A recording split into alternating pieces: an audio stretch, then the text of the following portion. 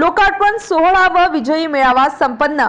एल्गार कष्टकरी संघटनेच्या अथक प्रयत्नांनी माननीय जलज शर्मा साहेब जिल्हाधिकारी नाशिक व अप्पर आयुक्त आदिवासी विकास विभाग नाशिक, संचेती मॅडम तहसीलदार त्र्यंबक व त्र्यंबक वीज वितरण कंपनीचे जगताप साहेब यांच्या सहकार्याने गणेश टाके देवगाव पैकी गणेश नगर येथे वीज पुरवठा मंजूर केला आणि ते काम देखील पूर्ण झाले। आज या आदिवासी पाड्यावर वीज पोहोचली। आज त्यांना खरे स्वातंत्र्य मिळाले।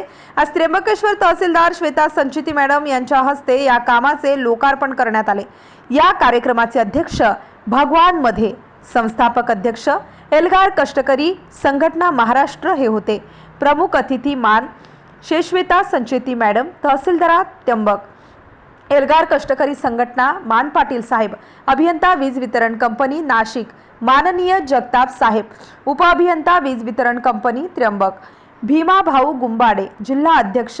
आज या आदिवासी पाड्यावर खऱ्या अर्थाने खरे स्वातंत्र्य मिळाले अशी भावना भगवान मध्ये यांनी व्यक्त केली।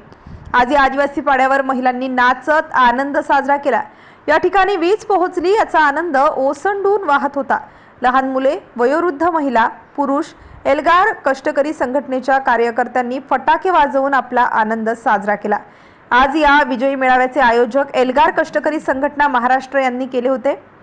यावेळी एल्गार कष्टकरी संघटनेच्या खजिनदार सुरेखा मध्ये, त्र्यंबक तालुका अध्यक्ष वसंतभाऊ इरते, उपाध्यक्ष संजय पारधी, तालुका युवा प्रमुख हनुमंत सराई, भगीरथ फासाळे, गणपत गावंडे, शांताराम पादीर, काळू भस्मे, अंकुश मध्ये, विठ्ठल ढोले व इतर कार्यकर्ते मोठ्या संख्येने उपस्थित झाले होते। नाशिक स्टार न्यूज साठी प्रतिनिधी गणेश लहामटे, इगतपुरी।